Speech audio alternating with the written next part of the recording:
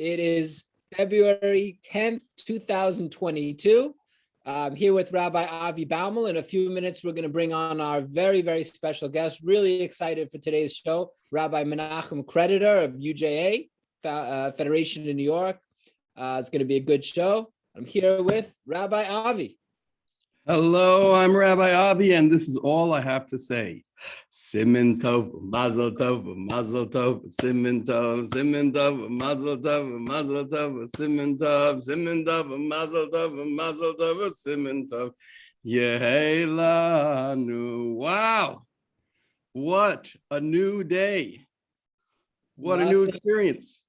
So today I'm lucky enough to be joined by two rabbis, one of whom is a wonderful singer and the other of whom just sang.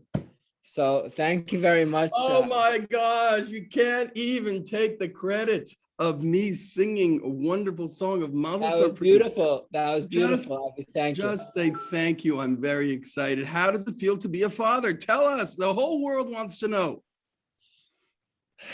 You know, I was always, I always, couldn't stand when people made such a big deal. Oh, my kid and all this, whatever. I kind of get it a little bit more now. But yeah, it's, I feel, well, it's pretty amazing. I have to say, I'm completely spellbound and hypnotized. It's fun just sitting there and, watching this human being that's an extension of you is pretty remarkable. I mean, most people I'm talking to now have gone through this. I just have gone through it a little bit later than most. Kasha, whatever I thought of Kasha ever, which is, I always had a pretty good opinion of Kasha. I was always pretty amazed by her, but this last year and has taken it to a new level. I am convinced that Kasha Leonardi is made of different stuff than the rest of us, me included, and I hope that all I can hope is that little Ayala will have as much as possible of Kasha. Unbelievable. Little Ayala. The hospital was the experience was really great. We're in a special hospital for giving birth and we had an apartment there. I was able to stay. Whereas if you just kind of go into the hospital in a regular sense, you just see the baby for a minute and then they kind of kick you out until the mother leaves. But I was able to stay. So we stayed there for 3.5 days together in this room. And it was a really pretty cool bonding experience. Just kind of the three of us locked in this room, which was nice. I'm not usually in one place very long. So that was exceptionally intense period. Listen, it's just amazing. You go through a part of your life, a long part of your life, in which you're engaged in yourself and your awareness and your journey, and you're thinking about how you can actualize, and then you meet a partner, and then that journey begins once again, because now it's like a team, and you've created this partnership, and then you have a child, and all bets are off. Everything is changed. Now it's a new, it's a part of you that is gonna grow up, and you're gonna watch it. I mean, you must be just flying high. Yeah. I mean, I always feel like, making such a big deal about something that everyone goes through is always a little awkward for me, right? Oh my God, I'm a parent, but you have 5 kids. People have, Rabbi Creditor 5 kids, so it's but going through this, also doing stuff. I seem to do things in my life often older than others. I went to the Israeli army when I was 28. I had a kid for the first time at 52. So I feel like I'm just on a somewhat slower developmental track maybe than other people. Want to make sure I'm ready for things. You have a more mature, sophisticated appreciation. I mean, I had a kid at 22. What did I know? I just put her on my back and moved on with life, and I was figuring myself out. So I had a kid help me. It's a different world. You've seen the world, and now you're going to create. You created this child who's going to see the world. That's pretty cool. It is pretty cool. Let's welcome some people who made some comments. Benji, need a picture of her in a JCC t-shirt. It will happen soon. Don't worry. Linda Krar, hi Pop. Sita, hi Sita. My dad's watching. Hi Dad. Grandpa, but you're already grandpa, but now you're grandpa for the 4th time. Jerry Ornstein. Some of us have slower processors, as you say. Consider Rabbi Akiva. Ooh, Linda. Linda's getting all rabbinic on us. I like it, Linda. Look at that, Linda Krar, ladies and gentlemen. Tell Jerry that you have 2 rabbis on today. That's a big deal. Listen, that's a lot of covered. A lot of cover. 2 rabbis. When I go, I always like to show whenever all these rabbis that I know in my phone, I always put the rabbi, right? So, because I always think it's funny when I go on my phone and I see rabbi, and there's probably 75 rabbis or something at this point. I show my dad sometimes at home, like, Dad, look at all these rabbis I know. Since, of course, I'm only judged, as we know, the metric is how my proximity to the religious aspect of Judaism is the sole metric by which you should judge a child. I'll remember that with ayala. Please do. You take notes. Everything that you've learned, you're going to transmit. Got a lot of good feedback about the name ayala. People seem to like it. Yeah, you worked hard on that because you wanted something that fits into all the boxes, and that's not an easy thing. Yeah, I mean, we wanted something with the A at the sound, A at the end, so it works in Polish, but we wanted something sort of Hebrew/Jewish/Israeli and not something so typical, Sarah, or, the kind of usual suspects, Sarah Leah, in Poland, at least from a Jewish point of view. So yeah, Ayala is a name that I always liked. Plus I like that it means in Polish sarna, deer. So now it means I can start collecting deer crossing signs, which I have not part of the sign collection yet. So if anybody has any good deer crossing signs, send them over to Krakow. Right, but you also noticed something that is found, an expression found in the Torah that you liked about Ayala. Yes. Your Dvar Torah, here's your chance. My Dvar Torah, absolutely. So the idea of Ayelet HaShachar, right, which is the morning, sort of the morning star, right? So this idea of the first light in the morning, in some very poetic sense, is Ayelet HaShachar. Now, Ayala and Ayelet, slightly different, but I think a similar idea. So you can sort of get by with Ayala meaning maybe stretching the meaning of Ayala a little bit beyond deer to maybe first light. And I think for us, as our first child and as a child that came after lots of experiments and lots of science and lots of trying and in different ways, it has a particular meaning. I guess it's maybe always a little different if you try hard to do something and you're older and it's you've dealt with fertility issues. Then it's also my mother tried for 7 years to be born, for me to have her first child, me. And that was always a thing for her, how much she tried and how that affected her terrible child raising habits. So I'm going to try to. She tried so hard and look what she got, right? I will tell you that essentially I feel that my life is defined by some people, emulate others. And I think mine has been very much, my parents are great in many ways, but I've tried in many ways to do the opposite. Which has worked out for me well. No offense, Dad. I know you're watching. Jerry. But with my mom certainly, who was the best meeting person in the world, but not made certain mistakes. So I will try to rectify that. And anyway, I don't have to do too much. I mean, I'm doing a lot at home and trying to help, but I am with somebody who's very, very good at this stuff. So there you go. I wanted to also thank everybody. I couldn't even do it. So many people wrote to me and reached out, and on Facebook, I never saw, my little post with Ayala, the birth went viral and people writing and comments and all this. So thank you, everybody. I know I haven't been able to do that on Facebook just because the Facebook doesn't allow you to scroll back so easily, and it would take me hours and hours, and I'm so busy with the baby. It's not only the baby, it's walking the dog and doing all this stuff. I wasn't that involved at home, to be honest, with stuff. We had our somewhat probably unfair division of labor, but I was working, in my defense, work a lot. So now it's doing a lot more. So it's tell me, is next week's guest star for AMA Ayala herself, or Ayala will be unveiled at a certain point as the guest star? Don't worry, we're waiting for the proper moment. Got to get her to behave herself a little bit. Got to discuss it with Kasha, how to do that. Maybe a little remote. We'll kick it over to Kasha at home, maybe with Ayala. That's cool. She'll say hi to her many fans. Got to get her into the business right away. You're taking a week. That's time to get it moving. Got to get it. She's got to start. She's got to start earning her keep. That's right. but she got a very cool. We brought her to the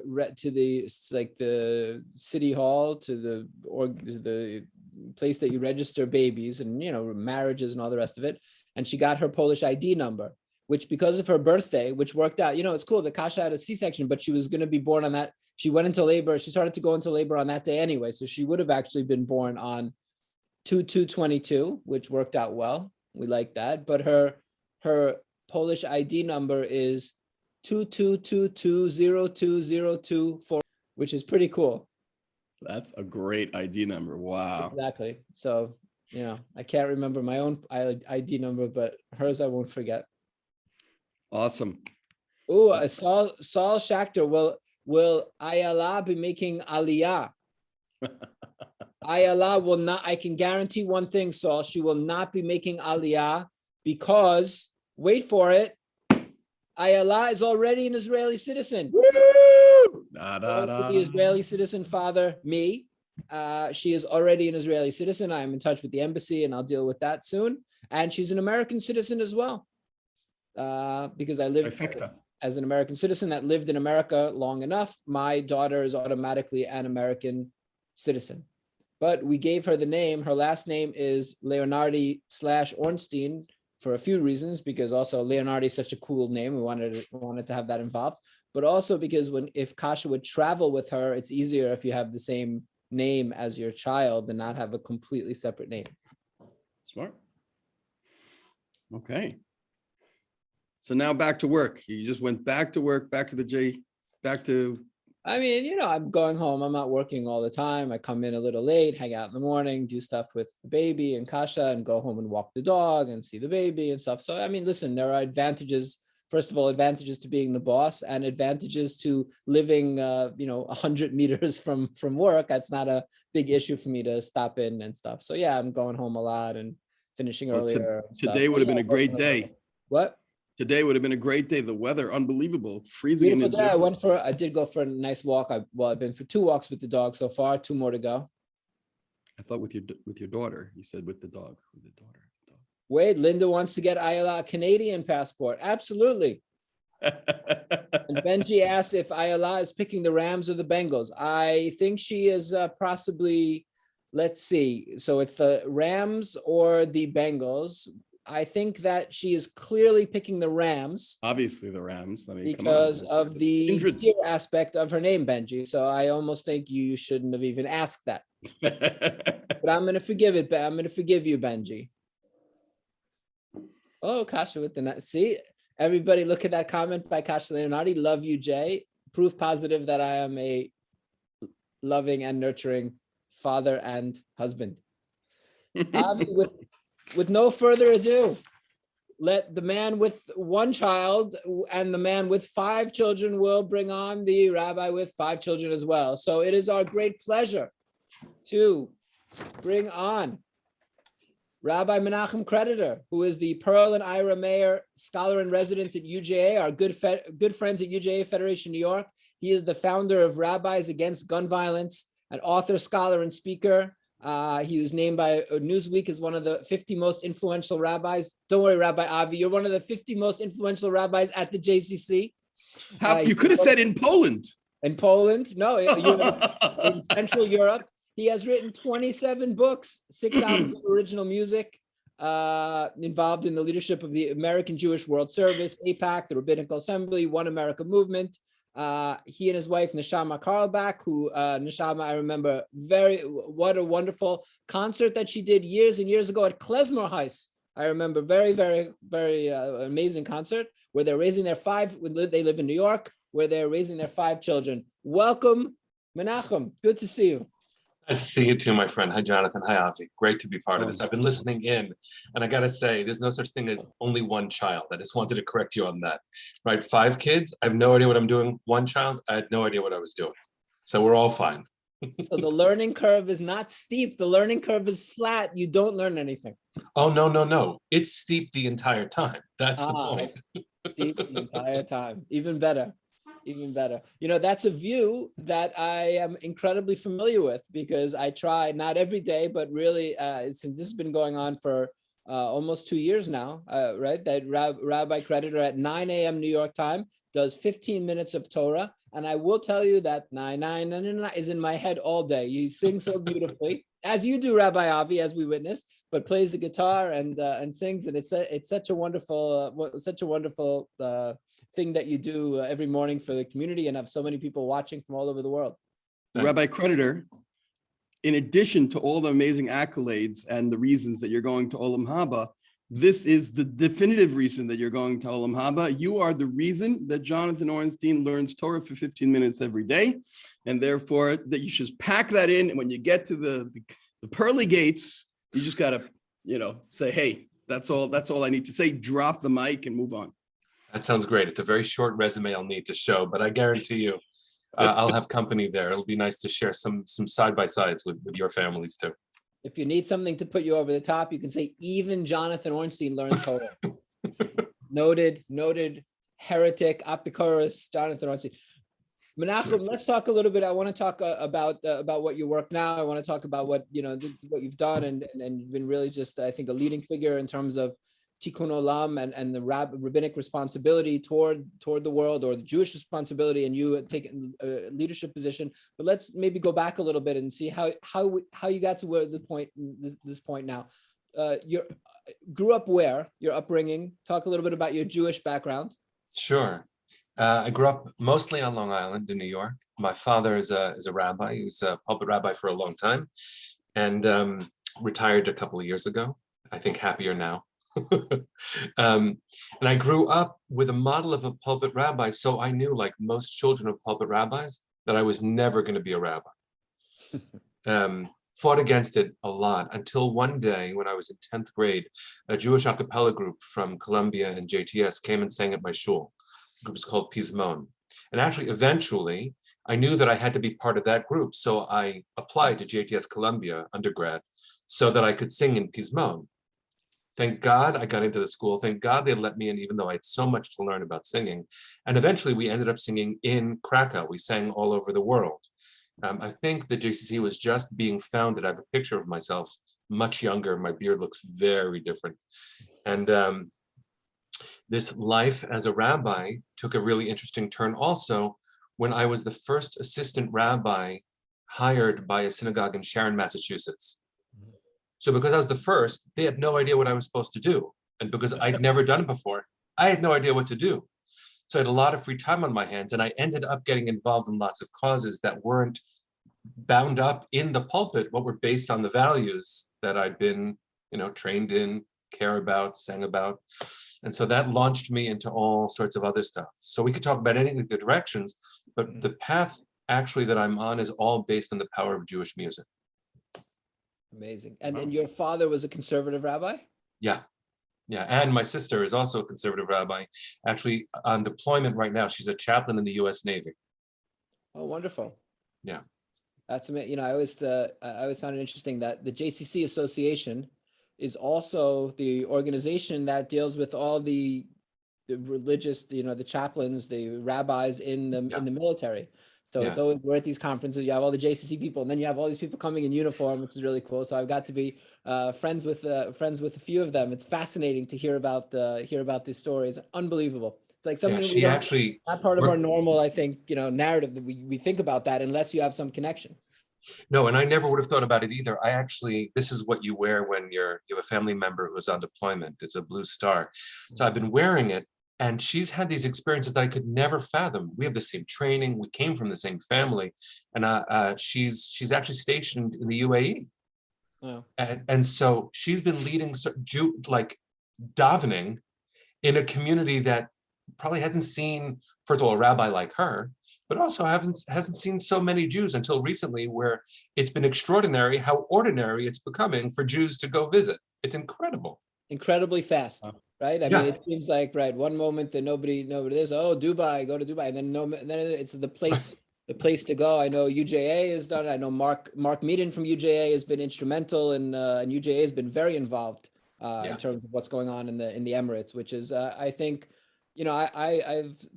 for me, there are, in terms of, let's say, you could maybe say Jewish foreign policy issues, if we have a foreign policy, and say that the two great traumatic issues for us of the last 100 years, really, or the things that in some ways define us are the Holocaust and the Arab-Israeli conflict, which is why, when Mark kind of came to me and talked to me, oh, they're building a JCC, and talked to me a little bit about that, and talked to Rabbi Sarna and talked to some people there involved in the community. It's just an amazing, amazing issue for me, because these are really open wounds for the Jewish people, the Holocaust, Yes. and which is being healed in different ways in different places. But certainly the Arab-Israeli conflict has been a definitive thing that we grew up with.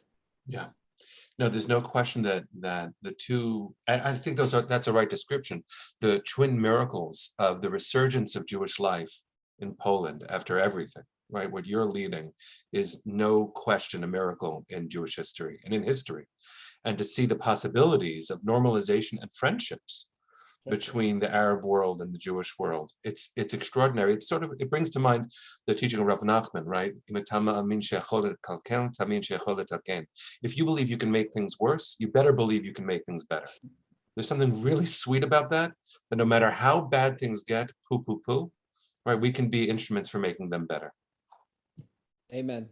And I think what's also, we maybe have this experience of a sort of a lack of war in that region was positive for us. Oh, the peace treaty with Egypt, which, was of course better than the previous situation, but we weren't feeling the love, let's say, too much. And this is something very different. This is a real idea of peace and of sharing, and on all different levels, and communities that seem to like each other and want to connect, which is something that hasn't happened before in a long time in that part of the world. Well, it's like, we'll see.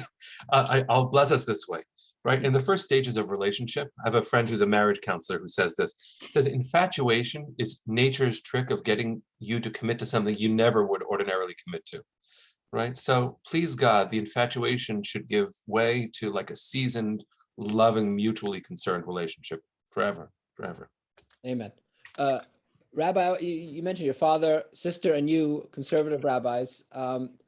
The conservative I'd just like to say that is not a typical thing that a rabbi, all his life a conservative rabbi, any rabbi, has children who enter the rabbinate. That must give a lot of nachas. I know my grandfather was a rabbi for many years, and because of that, his 3 children ran away from the rabbinate, and I think it's a typical thing.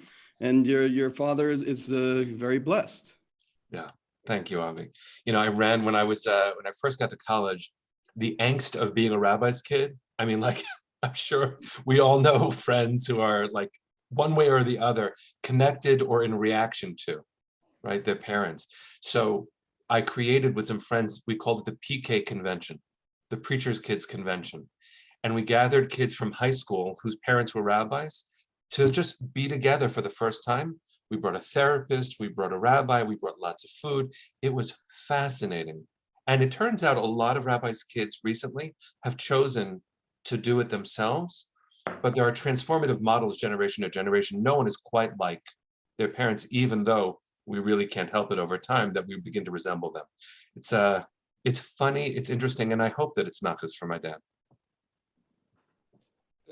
Menachem, I want to ask you about the conservative movement, because as somebody who, we do a lot with Park Avenue Synagogue. I've done work with Temple Sinai in Los Angeles. I think some of the I grew up, actually, I sort of grew up Orthodox, but wasn't a great fit. So I went to the Forest Hills Jewish Center, which was Rabbi Boxer, who was amazing. Rabbi Skolnick was my rabbi. People, I'm sure Rabbi Siebert, a lot of great rabbis and really amazing institutions. But overall, the numbers tell us that conservative Judaism, at least membership-wise, I don't want to say is a movement is on the decline, but certainly the numbers are not going in a good direction. Although it would seem strange to me, because I think it's really in some ways would be and should be a great fit for American Jewry. Why is that? Why do you think that's the case? And then I guess what can the movement? What is the movement? What should the movement be doing? And what can and should the movement be doing to try to reverse that trend?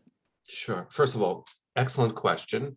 It's a question that is really urgent when it comes to those who are concerned with denominational survival. But ultimately, I got to say, first of all, my shifting role, I was a pulpit rabbi for 16 years, right, in conservative shuls. Mm-hmm. One of them was affiliated and wasn't affiliated, which is its own strange version of American Judaism. You need to pay in order to be officially defined within a movement, which is not about ideas, that's about dues. And that's fascinating. Yeah. And that's an American model, similar to when Israelis come to the United States. And they're like, what do you mean I have to pay for dues? I'm part of the keilah, like I'm in the community. That's not what it's about.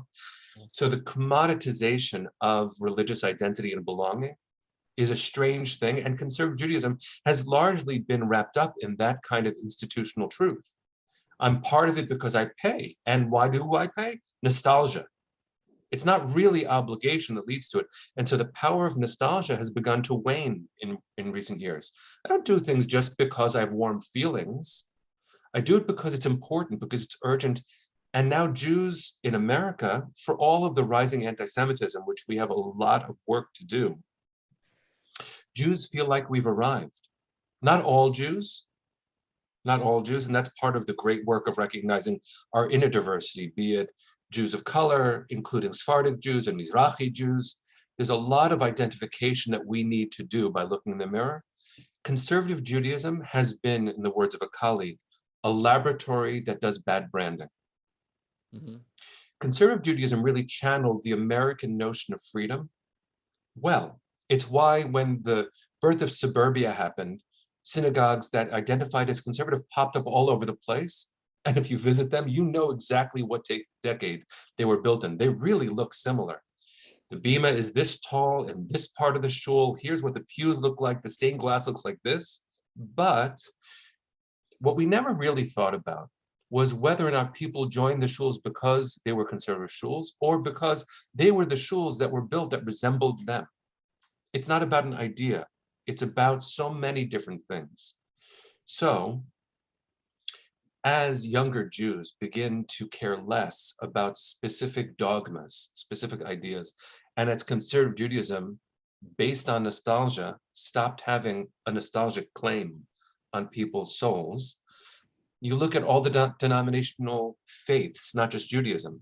In America, it's all fading, not spirituality, not the desire to belong, but this traditional way of doing things, that's not my way. And in fact, you look at pop-up shuls in smaller communities that are growing in the United States, Jewish and other, that's the future of the Jewish community. Mm-hmm. It's not going to be the cathedral synagogues, what I think Abram Joshua Heschel called it, the edifice complex. It's a good one. Right? So it's not the buildings or where the plaques are that's going to matter. It's going to be where meaning is driven. Mm. And Jews and people, younger people, are moving away from suburbia. So you mentioned Sinai Temple, David Wolpe, and a whole team of great rabbis, Park Avenue Synagogue, Elliot Cosgrove, and a cadre of great imaginative rabbis. They're also cosmopolitan centers where the Jews are. Right. So it's going to be a very interesting thing to see. I can't speak to the future of conservative Judaism. The Talmud says that prophecy after the temple was destroyed was given to fools. So I'm not going to try. I don't want to fit. But is it fair to say that in an increasingly polarized United States, society in America, that perhaps is not limited to politics, that people are generally seeking, if you're kind of going toward the orthodox or toward the reform, and then the conservative by being in the middle is maybe losing a little bit to both sides? Is that possible? I'm not sure. I'm not sure because reform isn't quite polarized. Reform isn't on some extreme. There are political elements in every denomination that are extremes, but there are latent fundamentalists in orthodoxy, conservative, renewal, reform, humanist.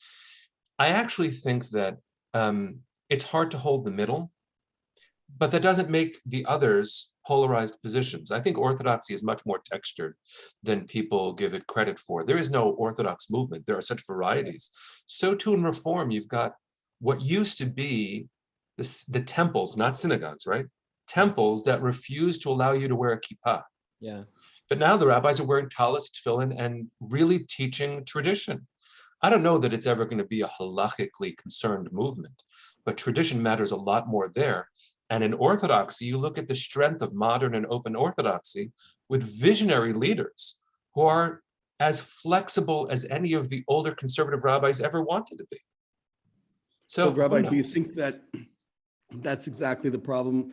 As the young conservative Jew is seeing the old synagogue and the old kind of ways, and maybe some of the older rabbis, and the tradition that they grew up with, they're actually seeing now in the reform movement, which 40 years ago, they didn't, or 30 years ago, they didn't see. So now all of a sudden, a Reform rabbi, a Reform shul kind of looks a little bit more like a conservative shul, and then that's an option. And then an open Orthodox shul kind of like answers to their needs, and there's an option. And then that middle ground, it seems to be disappearing. It's a great question and posed really honestly. Look, I don't think it's a problem unless my goal is the perpetuation of institutional Judaism. My goal is not the perpetuation of conservative Judaism. My goal is Torah. And so if the people who I would consider success stories, inspired by Yiddishkeit, by their experiences at Camp Ramah or USY or whatever, if they're turned on and they find Jewish meaning somewhere else and they're going to pursue it, that's a success. But that's what I meant before by a laboratory, that's great, but a branding process that is not. We didn't brand well, and so there aren't like shiny signs that say conservative Judaism, the place where you can't not find meaning. But we gave birth to so many things that are not identified with conservative Judaism, including the JCC movement, which was the brainchild of Mordechai Kaplan, right? So to the Young Israel movement, which was also the brainchild of Mordechai Kaplan. You name so many of the efforts that have come out of conservative Judaism, even culturally, including Mechon Hadar, Yeshivat Hadar in New York City, including so many of the open Orthodox rabbis who themselves were turned on by Camp Ramah. That's all good stuff. It's good for the Jews, and therefore if conservative Judaism becomes smaller, but continues to have an impact through its graduates, who wouldn't be happy with that? Rabbi, I'm obviously an observer from afar. I grew up Orthodox, modern Orthodox all my life, and I could tell you, and you know anyway, but I could tell you all the details of how exactly the modern Orthodox world moves and how the kids emerge and where they go to camps and then they go to yeshiva and what happens to them. I was under the impression, until I came to the JCC really, that the conservative movement, like we said, it's kind of older and the kids aren't interested. And then I think every single year, Jonathan, we've had Schechter kids and we've had Ramah kids, and they've blown me away every single time I go there. They are committed, they are emphatic, they are passionate, they are, they know their stuff. There seems to be excitement, but I just wonder what happens to them. Where did they go? Because it's been going on for years, and is that the future, or are they moving away? What's going on? Well, again, the best way for me to answer that question is to ask my kids, because my eldest, who's a first year at Queens College, was there with you at the JCC in Krakow on her trip with the Schechter in Westchester. With Harry Pell. Yeah, exactly. Harry's like her role model, my dear colleague, my neighbor, actually, just down the street. And Ariel was there, jumping up and down, crying and like davening and feeling and learning. And she's not alone, thank God. So I got to tell you, we don't know what our children are going to do. Jonathan, I'm looking at you like, Allah, what's she going to do? The answer is she's going to have amazing parents and forge her own path. I was going to say, actually, with her, she's pretty much on the, sleep, poop, cry thing. But I'm hoping eventually that will change. Right. Look, it will change. And then eventually we all end up doing that too, again. Exactly. Change for a while. So, Avi, I used to feel very scared about that question that you asked. Right. I'm not scared. I trust our children and I trust our teaching. And it's also one of the reasons we have to invest deep energy and funding into the Jewish educational enterprises that we do, be they in Poland, be they anywhere in the United States, be they in Israel, because it is possible to assume that we've communicated effectively. But Pierre Kevot says it really clearly.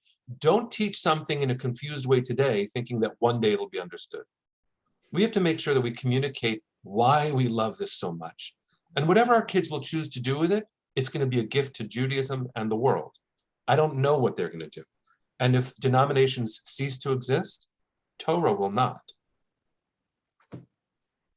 Menachem, I think if somebody takes a look at your career and listens to you and reads the books that you've written or familiarizes yourself with your work, I think that Tikkun Olam is something that jumps off the page and seems to be a guiding principle for your life and for your work. Can you talk, starting rabbis against gun violence and stuff? Can you talk a little bit about not though the idea of Tikkun Olam, I think we all sort of get that, but this idea when, if there's a question between the halacha and if the halacha, I think that there can be conflict a little bit between this idea of Tikkun Olam and the halacha, how you as a rabbi are able to manage that conflict. For me, it's quite simple. I'm not looking at the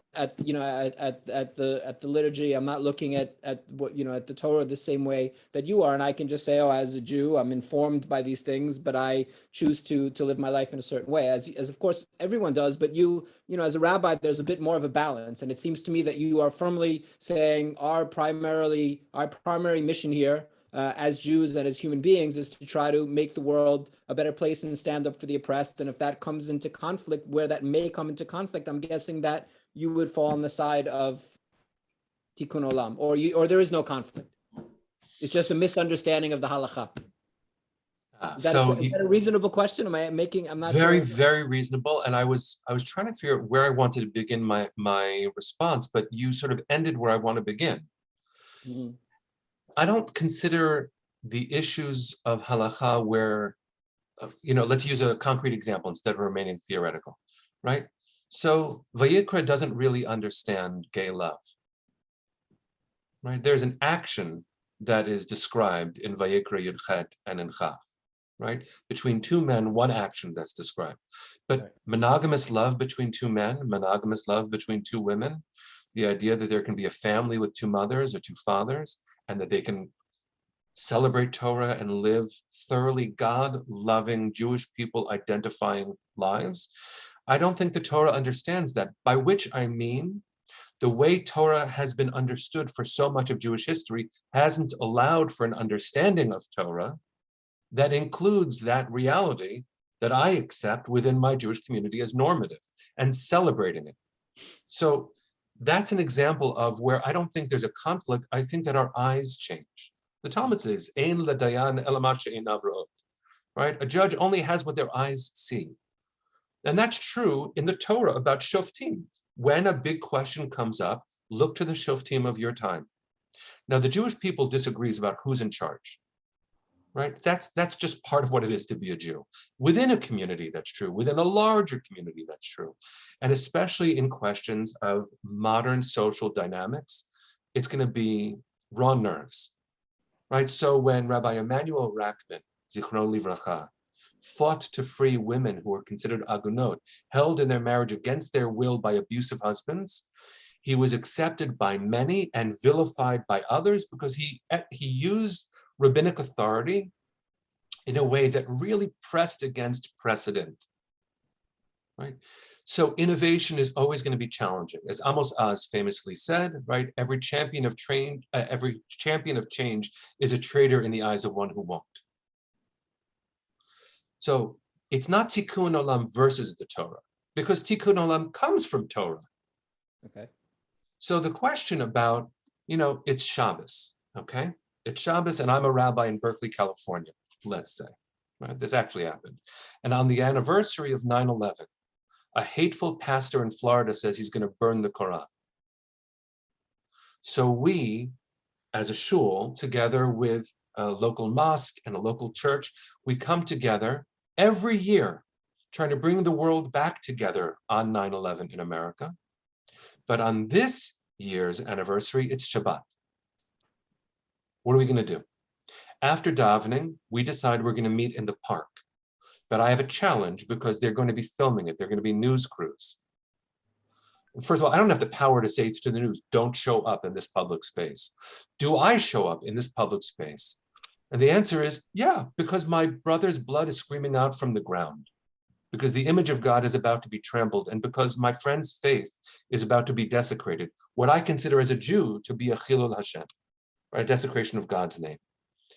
These values are not Tikkun Olam, healing the world, versus Torah. It's, for me, I'm quoting Rabbi Eli Spitz from California here, Torah is the unfolding narrative of the Jewish people. So on questions of American gun violence, an epidemic that is just about, it's about American avodah zarah, it's American idol worship of a weapon. Because tradition tells me that even though weapons might be ethically necessary and sound, And we certainly know that as Jews, right? That doesn't mean I should love them. And the American worship of rifles and guns is an addiction that we need to break ourselves from for the sake of saving lives. So is pikuach nefesh, saving a life, in contradistinction with Jewish values? No. Tikkun Olam is Torah demanding a Jewish presence.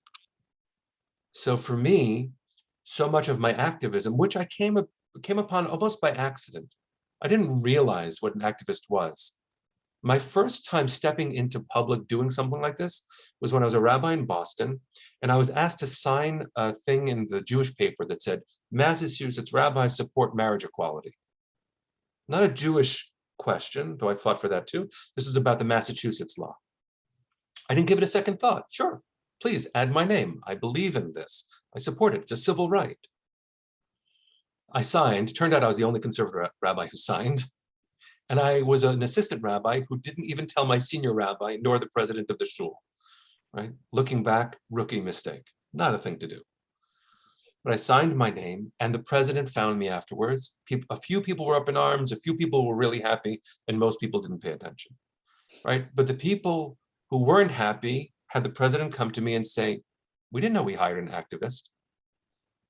And I looked at him and I said, what's an activist? And I meant it. I'd never done it. I, marched for Soviet Jewry. No one called me out for that. Right. So, all right, this is something I believed in. So it turns out, whenever there's a cultural norm or a mindset that seems consensus, anyone who steps outside of that, someone's going to say, no, that's rebellious. No, that's not us. Except when that value comes from within, it's more complicated than that. Yeah. I think you put it very beautifully. You explained very. Rabbi, I have a question for you. I listened to you and I've read your pieces, and you're extremely erudite, and you're quoting sources, and it seems like you're teaching us all, and you're an amazing teacher. And I'm wondering, the conservative movement, in my mind, people who were into Tikkun Olam usually did it at the expense of learning Torah and learning Gemara and being well versed in the halacha, and that trickles down to the constituents of that movement. You seem to have managed to balance and to find this way to be incredibly talented in learning Torah and to disseminating it, as well as sharing with the world. But do you see yourself as an outlier here, or are you? Is this unusual, or? Thank you for the compliments. No, I don't think I'm an outlier, and I could point to many, many colleagues who are giants in the world of Jewish social justice who are incredibly learned. Right, some of them that come to mind. Rabbi Bradley Shavit Artin, one of my dearest mentors. Certainly historically, Rabbi Abram Joshua Heschel was known, but he's the one that everyone goes to as if that was everybody. What people forget is that he was castigated for stepping into the social justice sphere by the Jewish community. He was really alone institutionally. But Rabbi Bradley Shavit Artin, Rabbi Sharon Brous, Rabbi Jill Jacobs, Rabbi Lizzie Heidemann, the number of colleagues, Rabbi Michael Adam Latz, people who are deeply learned. We might disagree about different things, but the work of a Torah life requires that we don't sacrifice our integrity, right? And our integrity as Jews is based, our authenticity as rabbis is based on learning. And so, no, I don't consider myself an outlier. There are times I wish some of my colleagues would speak out more. And there are times I wish my colleagues, and me would learn more. Right, that's part of what it is. I remember as a child, I used to listen to 613 Torah Avenue. Yes, right? Yes. So there's right there you go. So I remember this from my childhood. Right, listen, Talmidim, very closely to what I have to say. If you learn the Torah and review it with a friend, you'll be a Talmid Chacham one day. Right. So that's what the teacher says, but the student says, oh my God, it's like the squeaky voice in my head. But there's so much to learn, Rebbe, all the svarim in the library. It'll take so long to learn, everyone. I'm afraid I will never be a Talmid Chacham. And so, like, you know, when we look back, thank you, when we look back at our own upbringings, and we look at historically the way Hasidic rebbes were also castigated. Oh, you're so into spirituality, you're not davening mincha at the right time, you're only about the joy and the emotions, you're leaving behind the learning. That ignores how learned Hasidic rebbeim were in their origins. So I would say this. Actually, let me quote one more great sage. Rabbi Yitz Greenberg famously says, "I don't care what kind of a Jew you are, as long as you're a little bit ashamed." And there's something about that humility. Please, God, I should live up to what you said about me. And I hope every rabbi lives up to balancing the engagement in life and the depth of our tradition. And sometimes we fall short. Rabbi, I want to talk about some problems as I see it. As I think politically, I am very much aligned with where you are, which is concerning to me when it comes to Israel, because I think that there's been, as we know, not I think, we understand there's been a divergence between the left and its views on Israel, which used to be, to be a liberal Zionist now is a bit of a strange thing and an uncomfortable thing in certain ways. When and that's something that has completely changed, and I think we understand why, and Jews or Israel no longer seen as the underdog, and the sort of liberal idea of identifying, which is, I think, the correct way that we should be, of trying to identify with the oppressed and with the underdogs, and in that sense. So how is that going to change? What can we do about that? Is something like the Abraham Accords, forget about who's involved in them, but we talked about peace. We talked about peace and between the Emirates and Israel and what's happening there. Is there hope that is the solution to this idea of, maybe I'll put something else in another way? I find that the people that I disagree with about everything, I agree with about Israel a little bit, and the people who I disagree, people who I agree with about everything, in terms of my worldview, I vehemently find myself in disagreement with them about Israel. And not how do we get to this point, but what is the hope of that correcting itself? Or is this just, are we on a path? How could we diverge from that? Because I think for many of us, and you included, that are, Zionists, and of course, with the caveat of that we always have to say that we don't agree with every single thing in this, but certainly that the Jews deserve a right to a homeland. And I think, as we would see it, in peace and prosperity with the Palestinian, nation next to them, a homeland. But that's not where we are right now, and that's not the direction that we're going. And how does that possibly change? Great question. If I had the answer, we'd be fine.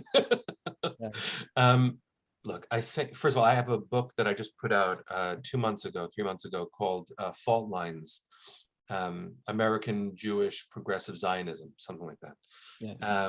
With voices like Elliot Cosgrove and Amanda Berman and Einat Wilf, and like some really, really fascinating thinkers, Yossi Klein Halevi, you name it. There are some really important voices who are acknowledging the fissure that it feels like we're facing. Yeah. But it sounds a lot like David Weiss Halivni once said, when JTS started ordaining women. Rabbi David Weiss Halivni said, "The people I daven with, I can't talk to. The people I can talk to, I can't daven with." Yeah. Right? Look, that's what it is to be a Jew. Right? And we are worried as if this were our problem uniquely. And there's a fetishizing of Israel in many people's minds, not just Jews. For us, it's homeland. For them, it is whatever, outposts of colonialism, always wrong, aligned with one specific prime minister, not the process and reality of a state. But the recognition in this strange moment of this bizarre coalition in Knesset, coupled with the normalization of ties between Jews and the Arab world, and with the enduring threat of Iran, and with American power really changing in the world. I actually think that we can't know what's next, but what we can do is make sure to be with our friends and to educate them. I have 2 examples of this. One of them is from very recent, right? The whole Whoopi Goldberg thing. Mm-hmm. Right. So for those who are paying attention, I don't know if the news made it to Poland, but it seems like America couldn't stop talking about Whoopi Goldberg. We're up on Whoopi. We're up on it. Yeah.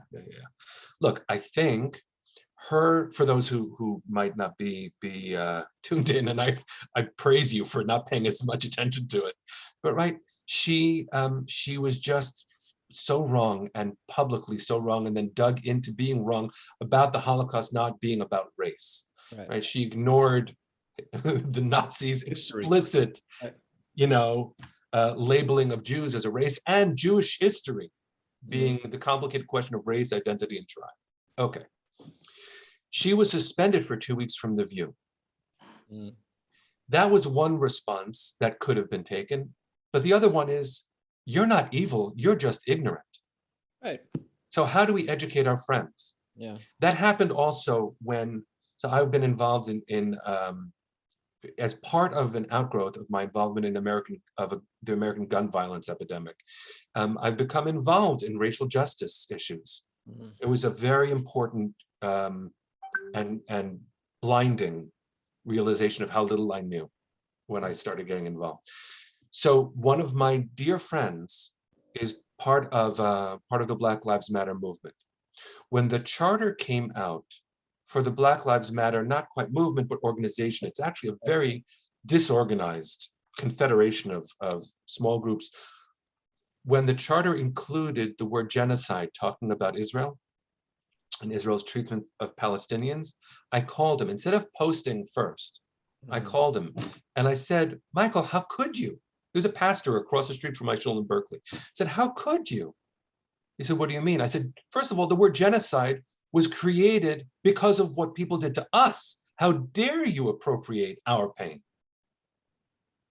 And to use that word so inaccurately, without ever having been there, without understanding the texture of it. So why am I saying this?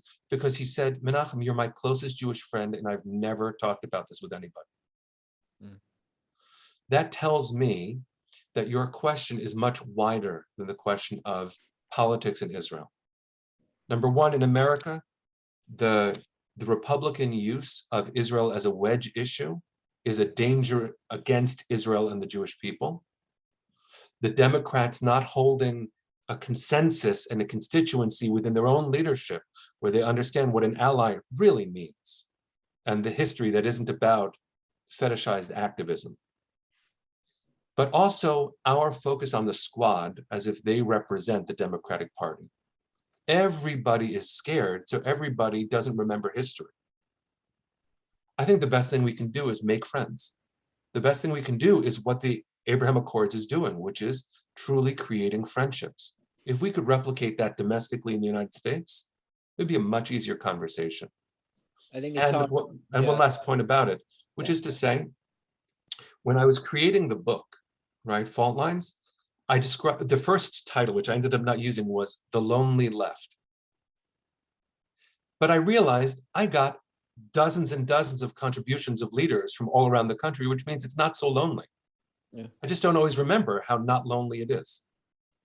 Fair enough. I think that it's difficult not to be frustrated, at least when you have issues, when there are LGBTQ plus parades and the Jews who you can't march with a flag, when such, for us, something that's just so completely bizarre, considering that the people that they're essentially supporting, you would be killed if you were gay in Gaza in 5 seconds, and Tel Aviv is probably the most gay friendly city or one of them on the planet. And this sort of frustration, sometimes, especially, I think that I'm living in Poland for 20 years.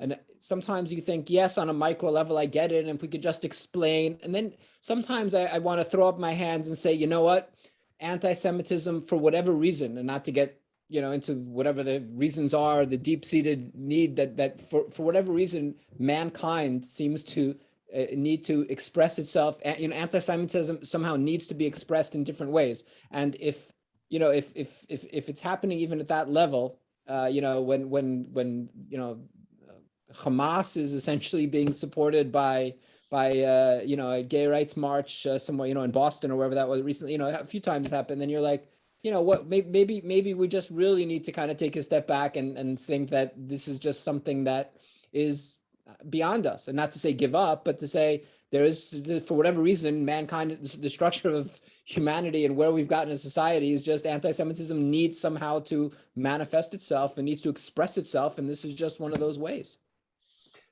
I'll only say this to that.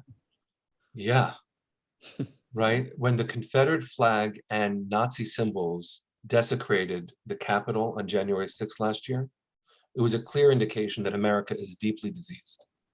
And there is no explaining a disease or legitimizing it. There is only the recognition that it's there and the strengthening of the body, right? And so I think that instead of being as reactive as we have been, it seems that anti-Semitism will continue to rise, right? B'chol dor vador, omdim aleinu, right? There will always be someone willing to hate. The question is, do I spend my time trying to explain to them why they're wrong? Or do I spend my energy strengthening the people who should be proud to be Jewish, the people who should be proud to be arm in arm with sort of the forces of love? I know I sound like the Berkeley guy I was, right? But that's really the way forward. I think it's just difficult for people when they see, in other words, say, oh, Jewish, not to say that we're so, wonderful in any ways, but, you talk about Heschel and, as Jews, Goodman and Schwerner. You talk about not only just to pick people out, but, you talk about the incredible history of Jewish involvement in the civil rights movement. And then you think where African-American Jewish relations are today. And I sort of, I think that there's an idea of, wait, we try to be, we're on the right side of this, and we're sort of just cast here on the side of the oppressor, which I think can be frustrating. And maybe it's just we have to just, say, okay, and take a longer view and not get frustrated, and continue to be allies, although we're being sort of seen here in a way that we don't think we should be.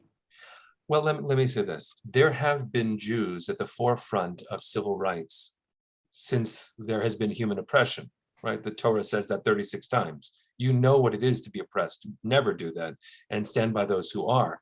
But I think it's really important not to literally whitewash Jewish history as if we were all, or are all today, on the right side of that fight. Right. It's important, for instance, this book here, I spent some time reading it with members of my community, Cast by Isabel Wilkerson, where it's clear that the Nazis studied American racism in order to create their campaign against the Jews, and couldn't believe how far American racists were allowed to go. Yeah. Jews were not at the forefront of racism, but have been part of a community that included structural racism. So when Heschel marched arm in arm with King, we'd like to say he was celebrated, but he was not. He was laughed at, and he felt all alone. His best audience was at Riverside Memorial Church, and he and Dr. King were held as outsiders by their own community. So before I say we have a long view of history and we've been on the right side of it, I think we have to acknowledge that we have work to do to acknowledge our privilege. Here I am spending time with new colleagues and friends in Poland, celebrating the triumphs of life. And I have the technology and the heat and the roof and the job. There are things that I was born into, this treasure of Jewish tradition that has been my birthright.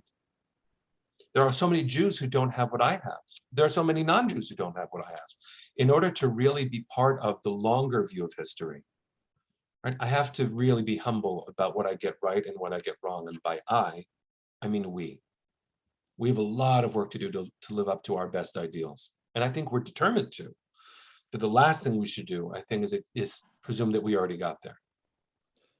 No, absolutely. Absolutely. I just try to understand, as somebody who, I try to understand how where the frustration comes from many Jews, and this idea of being seen as just another, no matter what, sort of this shrug your shoulders and say, oh, it doesn't matter what we do. Not that we should be so proud of ourselves. I agree with you, but no matter what we do, we're sort of seen as we're sort of seen as on the wrong side. And it's just look, we'll never be good enough to not be hated. People will always find no reason to hate the Jews. And our job is to be strong, resilient, and not be defined in reaction. I'm with you. It's terribly, terribly frustrating and horrifying. It's true. I often feel that the anti-Semitism now, when it's physical and when it's life-threatening, or when it's it manifests itself in a dangerous way, is its own category. But I often feel that sometimes the worst aspect of anti-Semitism is not the anti-Semitism; it's how much energy we have to use to fight against it and to try to convince others that we're really okay. And as opposed to doing what we do best, which is to, I think, try to push the world forward and be a responsible, caring, loving community. Amen. Amen. Menachem, there's a couple questions that we always end with. One is, are you on Team Latka or Team Hamantash? I am squarely on Team Hamantash. Oh, interesting. Really? Interesting. I feel that my crystal ball tells me there could be a Latka Hamantash debate in your future, since most people commit themselves to Latka, but you are on Team Hamantash. I like it. Sweet Tooth. And your 3 favorite films of all time. Princess Bride. Oh, Nice. Okay. I know I liked you. The Truman Show. Oh. Nice. Oh. And Avengers Endgame. Wow, that's I wasn't expecting Avengers Endgame. Oh yeah. Are we inevitable? No. Wonderful. No, we're always redeemable. Wonderful. Menachem, I can't tell you what a pleasure not only to have this hour with you, but to be able to spend many, many mornings with you, or for us here, many afternoons. And I look forward to working together and getting to know you better, and to hopefully continue to follow in your footsteps and try to make the world a better place. And you're inspiring so many people and people here in Poland as well. Thank you so much. It's really great to spend time with you both. Menachem, pleasure talking with you for sure. Take care, Hopefully friends. we'll do it again soon. Be well, Amen. my friend. All right. Bye, Bye, everybody. everybody. Thank you.